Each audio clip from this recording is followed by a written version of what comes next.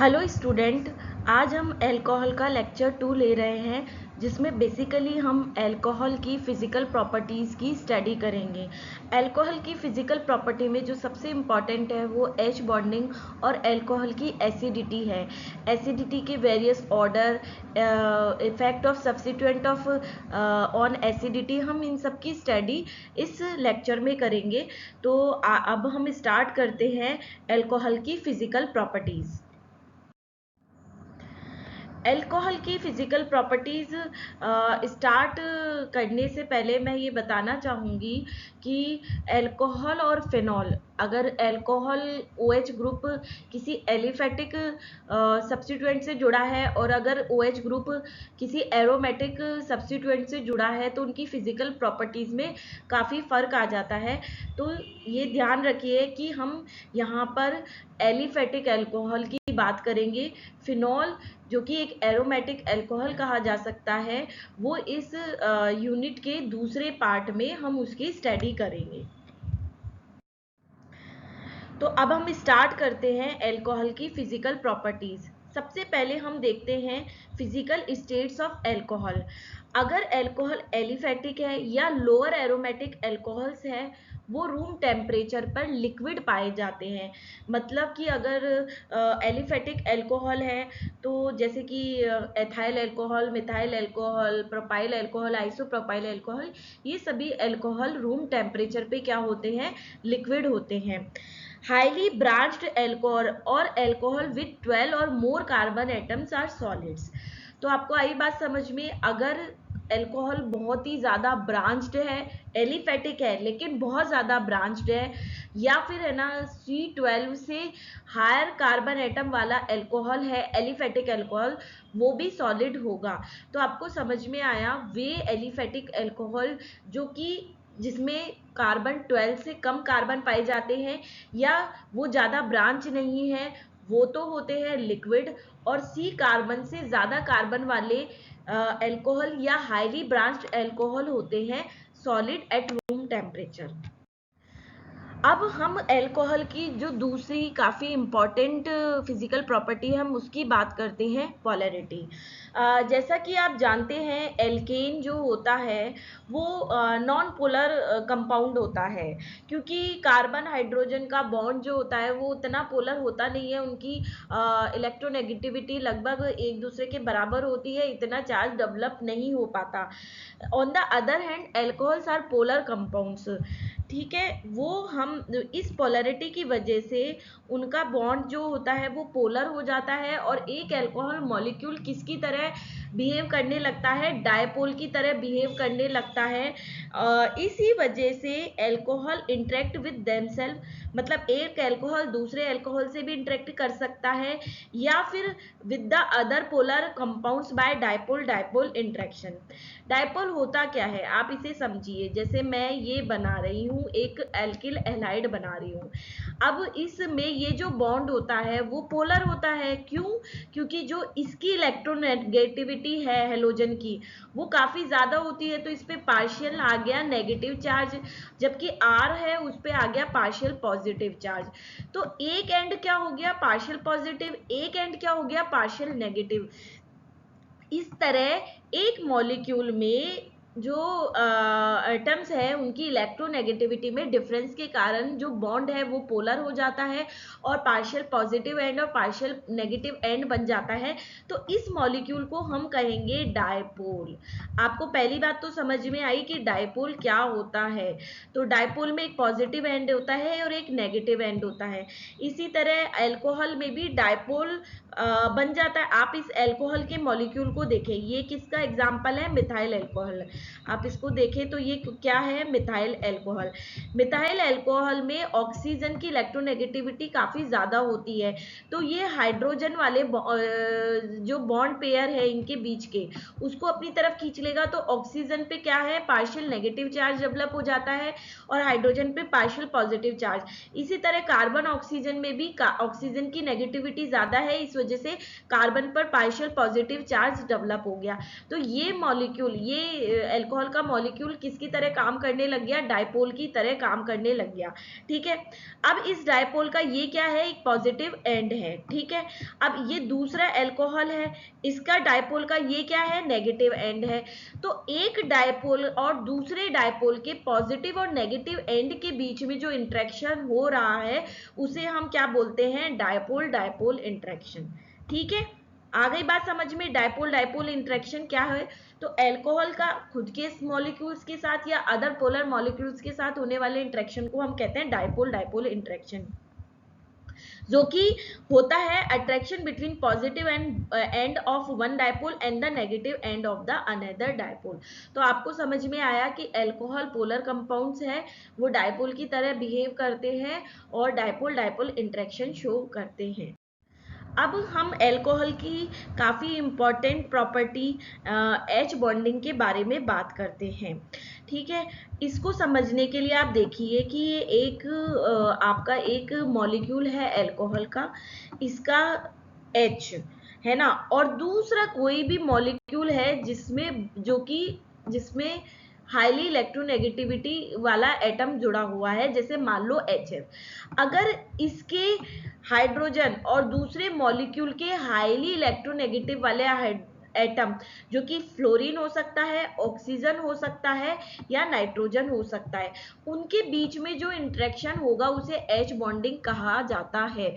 तो H bonding समझ में आई, एक अल्कोहल का मॉलिक्यूल है जिसका एक हाइड्रोजन एटम है जो ऑलरेडी किसी ऑक्सीजन से जुड़ा हुआ है, इस वजह से इस हाइड्रोजन पे क्या हुआ, पार्शियल पॉजिटिव चार्ज डेवलप हो गया।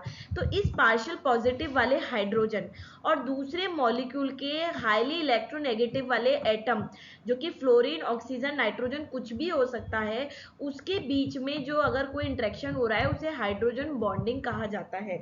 तो हाइड्रोजन होता है ना, वो दो इलेक्ट्रोनेगेटिव एटम से जुड़ा होता है। आप देखिए, एक तो यहाँ पे ऑक्सीजन है, एक फ्लोरीन है, तो एक से तो वो किससे जुड़ा होगा, कोवलेंट बॉन्ड से, ये क्या है, कोवलेंट बॉन्ड। और दूसरे इलेक्ट्रोनेगेटिव एटम से किससे जुड़ा होता है, हाइड्रोजन बॉन्ड से, ये क्या है, हाइड्रोजन बॉन्ड।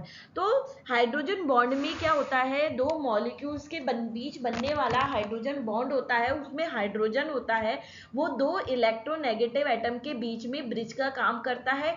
एक इलेक्ट्रोनेगेटिव एटम से वो कोवलेंट बॉन्ड से जुड़ाता है, जबकि दूसरे से हाइड्रोजन बॉन्ड से जुड़ा होता है। मैं इसकी एक बार डेफिनेशन पढ़ देती हूँ।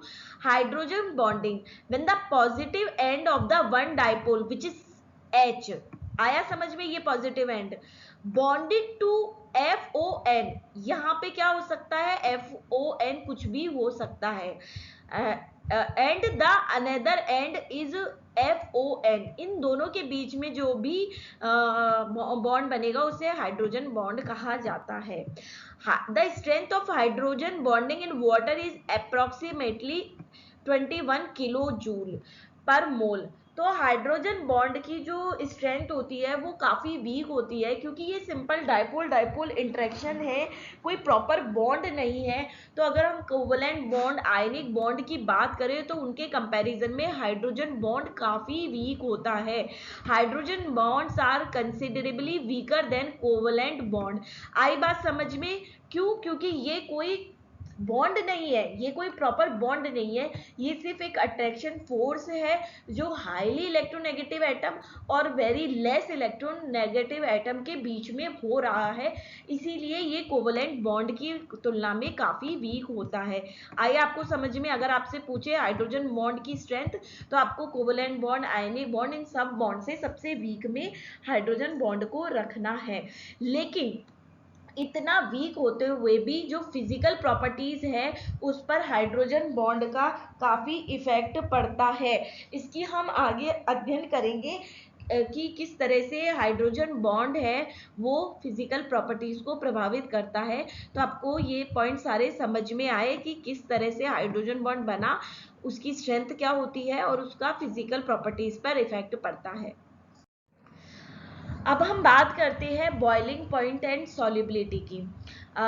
एल्केन, अगर हम एल्केन की बात करें, 2 कार्बन वाले एल्केन की और 2 कार्बन वाले अल्कोहल की, तो हम पाएंगे कि जो अल्कोहल होता है उसका एल्केन की तुलना में बॉइलिंग पॉइंट भी ज़्यादा होता है, सॉल्युबिलिटी भी ज़्यादा होती है। मैं अगर 2 कार्बन वाले एल्केन की बात करूं तो ये हो गया हमारा इथेन। ये क्या है, कंप्लीटली नॉन पोलर कंपाउंड है, ठीक है। और मैं 2 ही कार्बन वाले अल्कोहल की बात करूं जो कि इथेनॉल होता है, तो आप देखेंगे कि इथेनॉल जो है वो एल्केन की तुलना में काफ़ी ज़्यादा पोलर है, ठीक है। तो जो ये अल्कोहल है इसका बॉइलिंग पॉइंट भी ज़्यादा होता है ड्यू टू हाई पोलरिटी, और चूंकि ये पोलर ज़्यादा है इसलिए इसकी वाटर में सॉल्युबिलिटी भी ज़्यादा होती है। बच्चों, सॉल्युबिलिटी का एक फिक्स नियम है, लाइक डिजॉल्व लाइक। अगर नॉन पोलर है तो वो नॉन पोलर में डिजॉल्व होगा, पोलर है तो वो पोलर में डिजॉल्व होगा। चूंकि एल्केन होते हैं वो नॉन पोलर होते हैं, तो वो नॉन पोलर सॉल्वेंट जैसे हेक्सेन, टोलुइन में ज़्यादा सॉल्युबल होते हैं, जबकि पोलर सॉल्वेंट जैसे वाटर, टेट्राहाइड्रोफ्यूरिन, इन सब में वो लेस सॉल्युबल होते हैं। लेकिन अगर दूसरी तरफ मैं अल्कोहल की बात करूं तो इसकी पोलरिटी करस्पॉन्डिंग एल्केन से कम होती है, इसीलिए इनकी जो सॉल्युबिलिटी है वो पोलर सॉल्वेंट में ज़्यादा होती है, इसीलिए वाटर में अल्कोहल की सॉल्युबिलिटी ज़्यादा होती है। और ये देखा गया है कि जितने ज़्यादा अल्कोहल में OH ग्रुप होंगे उतनी ज़्यादा सॉल्युबिलिटी होगी और उतना ही ज़्यादा बॉइलिंग पॉइंट होगा। आई बात समझ में? जितने ज़्यादा OH ग्रुप उतनी ज़्यादा सॉल्युबिलिटी और बॉइलिंग पॉइंट। अब हम अल्कोहल की सॉल्युबिलिटी को थोड़ा और डिटेल में हम पढ़ लेते हैं। अल्कोहल की जो कार्बन चेन होती है अगर वो शॉर्ट होती है, जैसे मिथेनॉल, इथेनॉल, प्रोपेनॉल, तो ये आसानी से वाटर में डिज़ोल्व हो जाते हैं। डिज़ोल्व होते कैसे हैं, सॉल्युबिलिटी का कारण क्या होता है, वो होता है हाइड्रोजन बॉन्डिंग।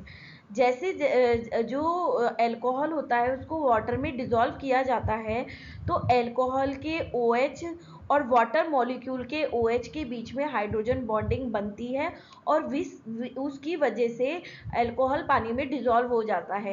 अगर हम कंपैरिजन करें एल्केन, तो एल्केन में कोई भी पोलर ग्रुप नहीं है, तो वो वाटर के साथ H बॉन्डिंग नहीं बना पाते, इस वजह से वाटर में एल्केन डिज़ोल्व नहीं हो पाते। तो आपको आई बात समझ में कि अल्कोहल की सॉल्युबिलिटी का कारण क्या है, H बॉन्डिंग। अब हम बात करते हैं कि जैसे जैसे कार्बन चेन बढ़ती है वैसे वैसे सॉल्युबिलिटी कम हो जाती है। उसका कारण अब हम समझने की कोशिश करेंगे। और अगर कार्बन 10 से ज़्यादा है तो लगभग इनसॉल्युबल हो जाते हैं अल्कोहल। कारण ये है कि ये जो अल्कोहल होता है उसमें है ना 2 एंड होते हैं। एक तो होता है ये एल्काइल ग्रुप वाला एंड, इसे तो हम बोलते हैं हाइड्रोफोबिक एंड, ठीक है, या नॉन पोलर एंड। ये क्या होता है, नॉन पोलर या हाइड्रोफोबिक, ठीक है। और जो अल्कोहल वाला एंड होता है उसे हम कहते हैं, ये इस वाले एंड को हम कहते हैं पोलर एंड, ठीक है। अगर ये क्या होता है, हाइड्रोफिलिक, ये अगर है ना अल्कोहल में OH की संख्या बढ़ती है, मतलब पोलर एंड बढ़ता है या हाइड्रोफिलिक एंड बढ़ता है, तो वाटर में तो सॉल्युबिलिटी बढ़ती है। अगर R एल्काइल ग्रुप का साइज बढ़ता है तो इसका मतलब ये है कि नॉन पोलर एंड बढ़ रहा है या हाइड्रोफोबिक एंड बढ़ रहा है, तो वाटर में सॉल्युबिलिटी क्या होती है, वो कम हो जाती है। जैसे जैसे कार्बन की संख्या बढ़ती है तो क्या होगा, R बढ़ेगा, सॉल्युबिलिटी कम हो जाएगी, और जैसे जैसे OH की संख्या बढ़ेगी तो क्या होगा, पोलर एंड बढ़ेगा और सॉल्युबिलिटी बढ़ जाएगी। तो हमने देखा कि किस तरह से जैसे जैसे कार्बन बढ़ रहे हैं सॉल्युबिलिटी कम हो रही है अल्कोहल की। अल्कोहल, ये वाला पॉइंट जो है बच्चों, तीसरा पॉइंट मैं वैसे ही बता चुकी हूँ कि है ना, जैसे जैसे हाइड्रोक्सी ग्रुप बढ़ते हैं वैसे वैसे सॉल्युबिलिटी बढ़ती है। कारण क्या है, जैसे जितने ज़्यादा हाइड्रोजन बॉन्ड बनेंगे उतनी ज़्यादा सॉल्युबिलिटी होगी। अब बात करते हैं ब्रांचिंग की। ऐसा देखा गया कि जैसे जैसे ब्रांचिंग बढ़ती है वैसे वैसे सॉल्युबिलिटी अल्कोहल की बढ़ जाती है वाटर में। बच्चों, ये काफ़ी इंपॉर्टेंट पॉइंट है, कॉम्पिटिटिव एग्जाम्स में भी ये ऑब्जेक्टिव में पूछा जाता है। आपको 4 एग्जाम्पल दे देंगे और आपको पूछेंगे कि ज़्यादा सॉल्युबिलिटी किसकी है, तो आप देखेंगे जो ब्रांच्ड एल्कोहल होता है उसकी सॉल्युबिलिटी सबसे ज़्यादा होगी। जो जितना ज़्यादा ब्रांच होगा उसकी सॉल्युबिलिटी सबसे ज़्यादा होगी। कारण क्या है, ब्रांच हाइड्रोकार्बन होता है, वो क्या होता है, उसका जो हाइड्रोफोबिक रीजन होता है या एल्काइल चेन होगी या नॉन पोलर रीजन होगा वो कॉम्पैक्ट हो जाता है, मतलब वो छोटा हो जाएगा, उसका सरफेस एरिया कम हो जाएगा, तो उसका इफेक्ट जो होता है वो कम हो जाता है और सॉल्युबिलिटी बढ़ जाती है। तो अगर सेम ही कार्बन की ब्रांच एल्कोहल है और एक लेस ब्रांच एल्कोहल है तो ब्रांच एल्कोहल की सॉल्युबिलिटी ज़्यादा होगी। कारण क्यों, क्योंकि उसका जो नॉन पोलर भाग है, हाइड्रोफोबिक भाग है, वो कॉम्पैक्ट होके उसका सरफेस एरिया कम हो जाता है और उसका इफेक्ट कम हो जाता है, इसलिए सॉल्युबिलिटी बढ़ जाती है। ये काफ़ी इंपॉर्टेंट पॉइंट है ऑब्जेक्टिव क्वेश्चंस के लिए इन कॉम्पिटिटिव एग्जाम में, तो इसे हमेशा ध्यान रखिए। Branch hydrocarbon more solubility in water. Phenol जो होता है वो पानी में सॉल्युबल होता है। एक तो कारण क्या होता है कि ये स्ट्रॉन्ग OH बॉन्ड वो वाटर H बॉन्ड बनाता है और इसकी कॉम्पैक्ट शेप होती है। इन दोनों कारण से phenol highly soluble in water.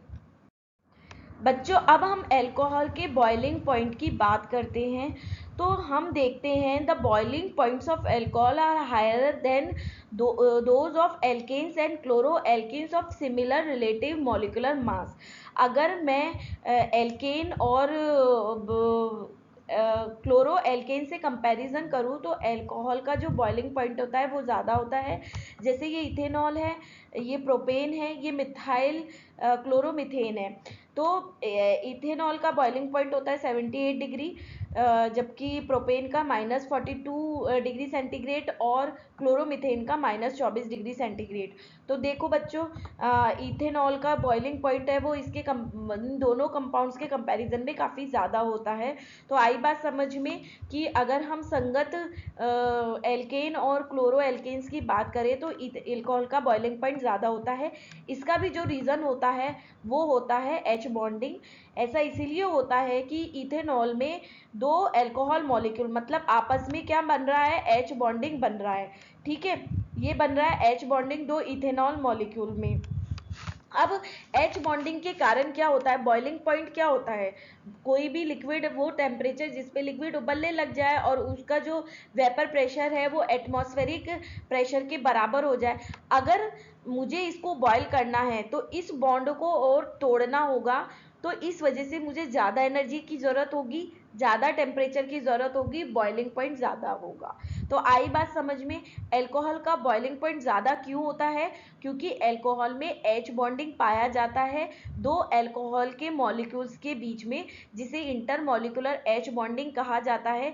इस H बॉन्डिंग के कारण इनको बॉयल करने के लिए हमें ज़्यादा टेम्परेचर देना पड़ेगा, क्योंकि हमें उन एक्स्ट्रा H बॉन्ड्स को भी तोड़ना पड़ेगा जो कि एल्केन या हेलो एल्केन में नहीं पाए जा रहे हैं। इस वजह से हमें ज़्यादा एनर्जी देनी पड़ेगी, ज़्यादा टेम्परेचर देना पड़ेगा।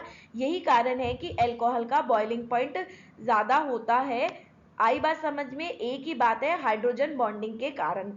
दूसरा है, अगर हम ब्रांच अल्कोहल की बात करें, अगर समान कार्बन वाला ब्रांच अल्कोहल है और एक लेस ब्रांच अल्कोहल है या स्ट्रेट चेन अल्कोहल है, तो ब्रांच अल्कोहल का बॉइलिंग पॉइंट कम होता है। ऐसा इसीलिए होता है क्योंकि जितनी ज़्यादा ब्रांचिंग होगी उतना ही H बॉन्ड बनने में इंटरफेरेंस बाधा उत्पन्न होती है। तो जो ब्रांच अल्कोहल है वो अच्छे से H बॉन्ड नहीं बना पाते, जबकि स्ट्रेट चेन अल्कोहल होता है वो अच्छे से H बॉन्ड बना पाते हैं। इसी वजह से ब्रांच अल्कोहल का बॉइलिंग पॉइंट संगत स्ट्रेट चेन अल्कोहल की तुलना में कम होता है।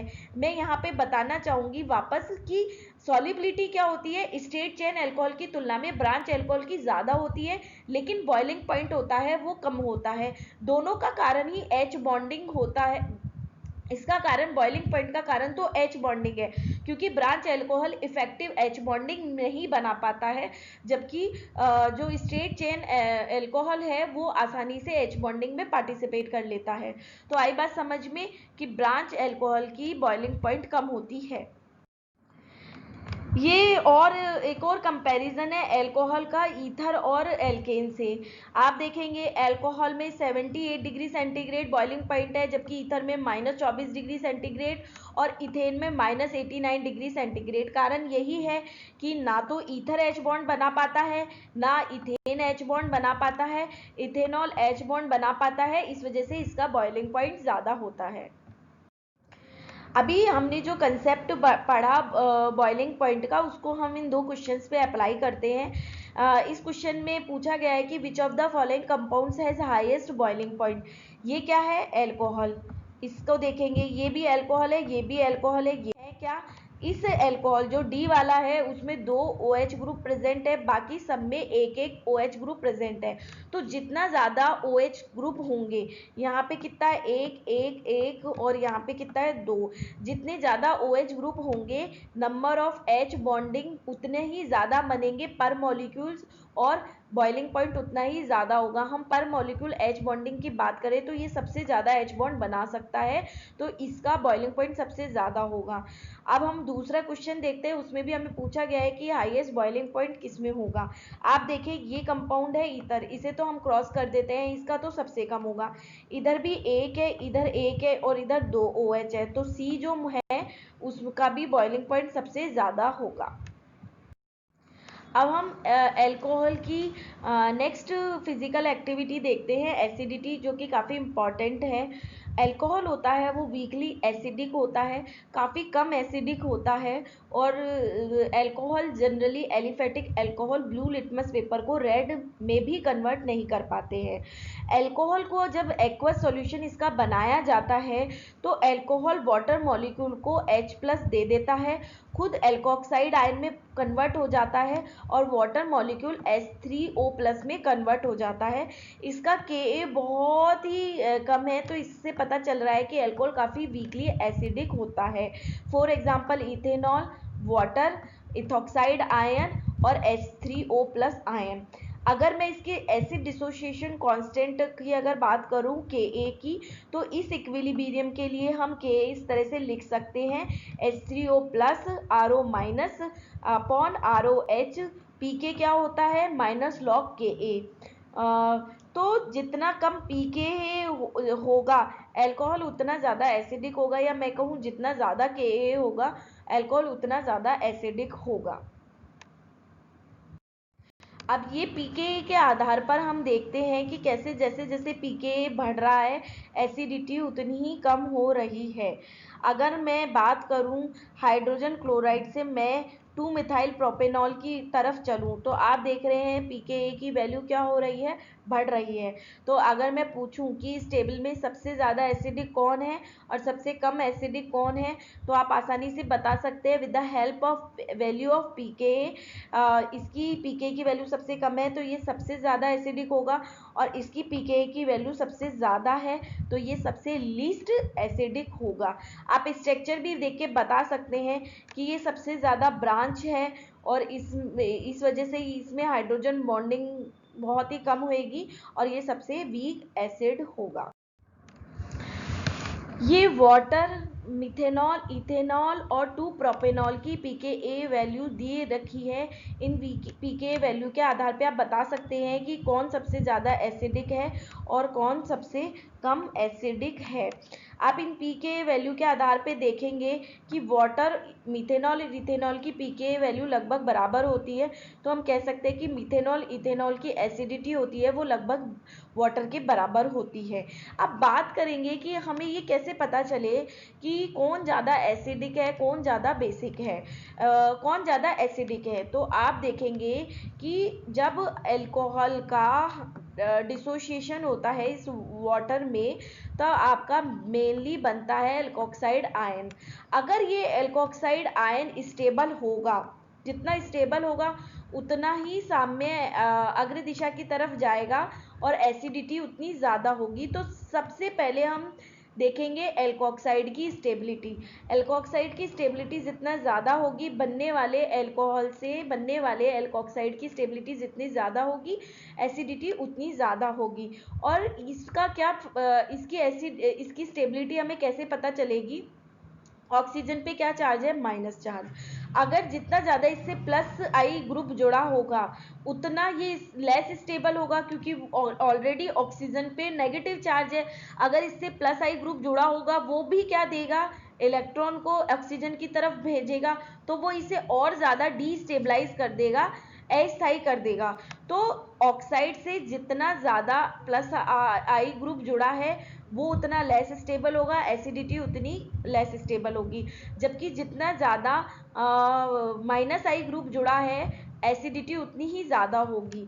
जैसे फॉर एग्जांपल अगर मैं मीथेनॉल और इथेनॉल की बात करूं तो इससे बनने वाले एल्कोक्साइड से CH3CH2 जुड़ा होगा, जबकि इससे CH3 किसका प्लस आई ज़्यादा है, CH3CH2 का प्लस ज़्यादा है। तो अगर मैं इन दोनों में भी कंपैरिजन की बात करूं तो ये लेस स्टेबल होगा और इसकी एसिडिटी इसके कंपैरिजन में कम होगी। आई बात समझ में। बल्कि द एल्काइल ग्रुप, जितना ज़्यादा एल्काइल ग्रुप ऑक्सीजन से बल्कि जुड़ा होगा उतना ही एल्कोक्साइड लेस स्टेबल होगा और एसिडिटी उतनी ही कम होगी। जो मैंने आपको एल्कोक्साइड की स्टेबिलिटी बताई थी, आप उसको इससे भी इस क्वेश्चन को आप खुद करने की कोशिश कीजिएगा। ये है CH3OH, CH3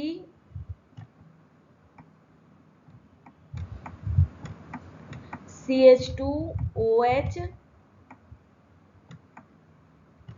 और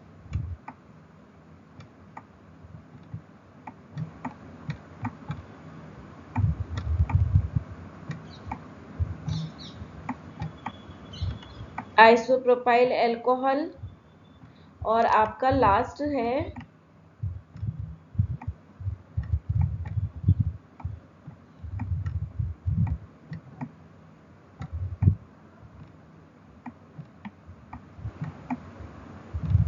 टर्शरी ब्यूटाइल अल्कोहल। इनमें आप एसिडिटी का ऑर्डर लिखेंगे और पूरा एल्कोक्साइड बनाएंगे, उनकी स्ट्रक्चर बनाएंगे और फिर एसिडिटी का ऑर्डर बताएंगे। अब अगर मैं कंपैरिजन करूं फिनॉल और अल्कोहल की, उनमें किसकी एसिडिटी ज़्यादा होती है, तो मैं आपको बता दूं कि फिनॉल की एसिडिटी ज़्यादा होती है। इधर एल्कोक्साइड आयन बना, इधर फिनॉक्साइड आयन बना। ये फिनॉक्साइड आयन होता है वो हाईली स्टेबल होता है, क्योंकि जो इसके इलेक्ट्रॉन होते हैं वो रिंग में मूव करते हैं और रेजोनेंस की वजह से स्टेबलाइज हो जाते हैं। तो फिनॉक्साइड आयन, चूंकि फिनॉक्साइड आयन स्टेबलाइज्ड होता है एल्कोक्साइड आयन के कंपैरिजन में, इसीलिए फिनॉल की एसिडिटी अल्कोहल की तुलना में काफ़ी ज़्यादा होती है। और फिनॉल लिटमस टेस्ट पेपर भी देता है, ये ब्लू लिटमस टेस्ट पेपर को रेड में कन्वर्ट कर देता है। आप के की वैल्यू ही देखिए, जहाँ अल्कोहल के लिए के की वैल्यू कितनी कम है, वही फिनॉल के लिए के की वैल्यू अल्कोहल की तुलना में काफ़ी ज़्यादा है। तो आई बच्चों बात समझ में। Phenol is more acidic then alcohol by considering the resonance effect of aromatic ring. Aromatic ring की वजह से फिनॉक्साइड आयन स्टेबलाइज हो जाता है। तो बच्चों मैंने बताया था आपको कि अल्कोहल में एल्कोक्साइड आयन की स्टेबिलिटी हमने देखी कि किस तरह से एल्कोक्साइड आयन के स्टेबल होने पर एसिडिटी बढ़ रही है। मैंने अल्काइल ग्रुप का एक एग्जांपल दिया, मैं यहाँ पर आपको एक और एग्जांपल दे रही हूँ। आप इसको सॉल्व करके बताइएगा कि कौन ज़्यादा एसिडिक है। ये सिंपल इथाइल अल्कोहल है और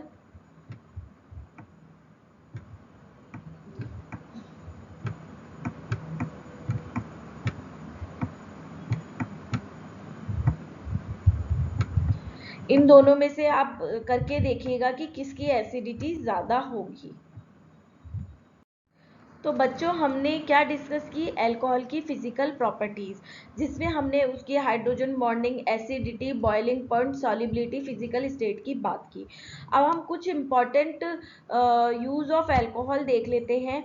इथेनॉल सॉल्वेंट की तरफ से यूज़ होता है in perfumes, flavouring, varnishes, medium for chemical reaction in recrystallisation, also is an important raw material for the synthesis. Medically, ethanol is classified as a hypotonic sleep producer. It is less toxic than other alcohol.